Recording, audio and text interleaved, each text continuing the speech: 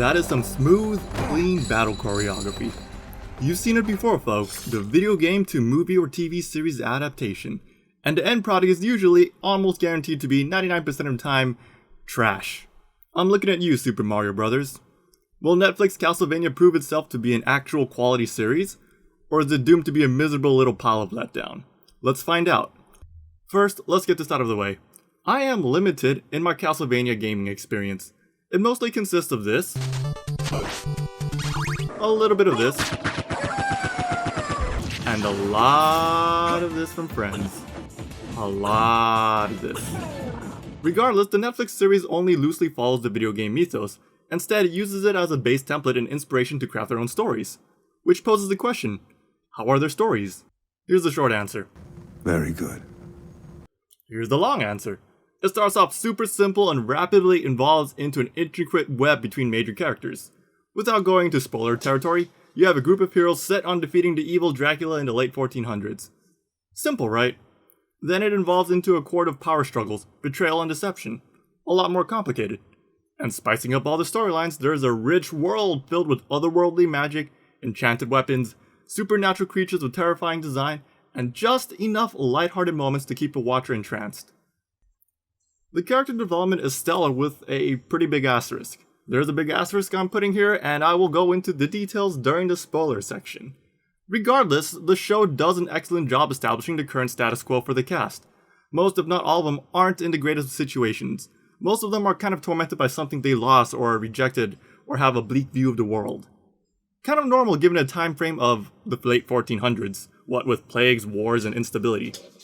Throughout this series, these characters struggle to see a better world as horrors are constantly inflicted upon them, not just monsters of type Sue, but also psychological horror.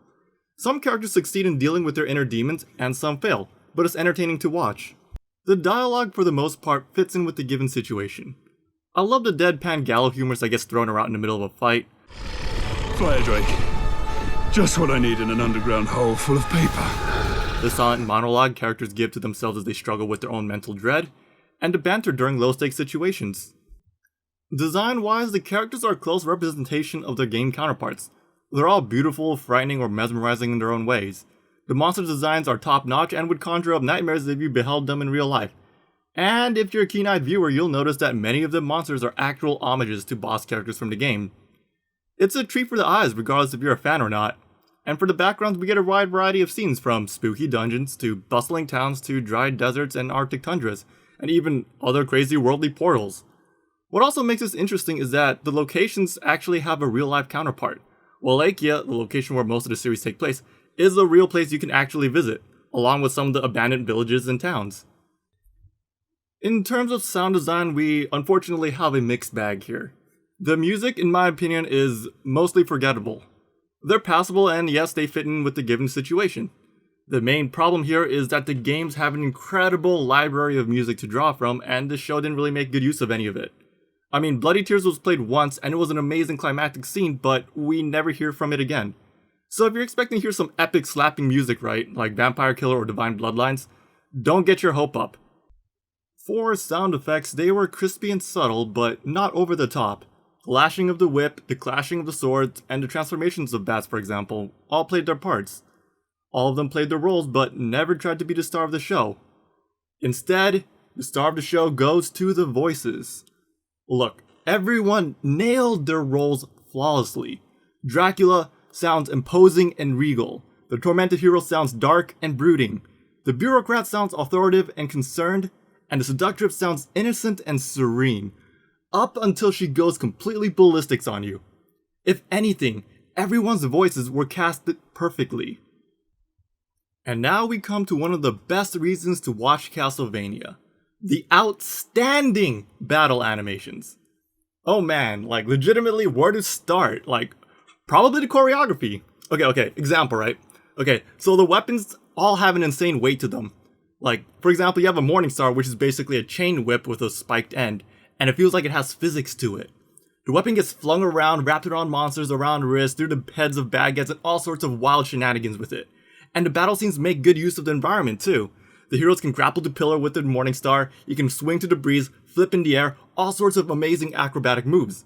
And magic! You can see ice shields being conjured to deflect arrows and fire being used to set the environment ablaze and everything and to restrict movement.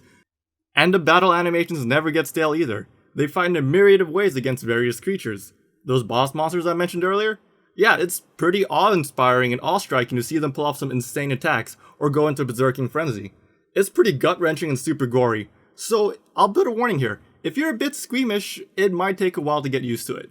But yes, expect blood. Lots and lots of blood. And not just comical blood splashing around everywhere type blood, like, you will actually see their guts and intestines being shown. It's also interesting to note that with Castlevania, you can pause at just about any frames in a fight, and you can get a beautiful, crisp combat scene. It's not like some fights from other series where you get some kind of a weird abomination. And you know what else is particularly impressive about Castlevania? It's hand-drawn. Yeah, you heard me. It's hand-drawn. It has that particular charm to it, and that alone wins brownie points with me.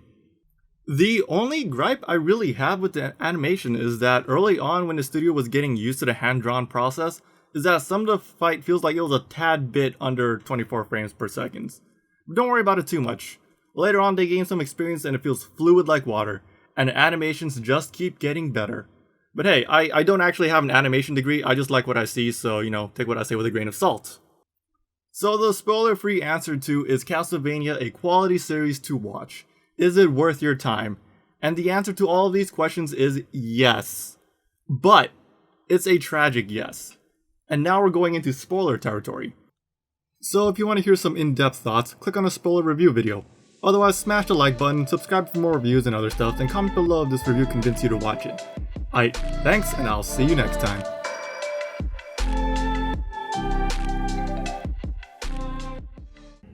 I like boats. I'm Viking. We're supposed to make boats out of things.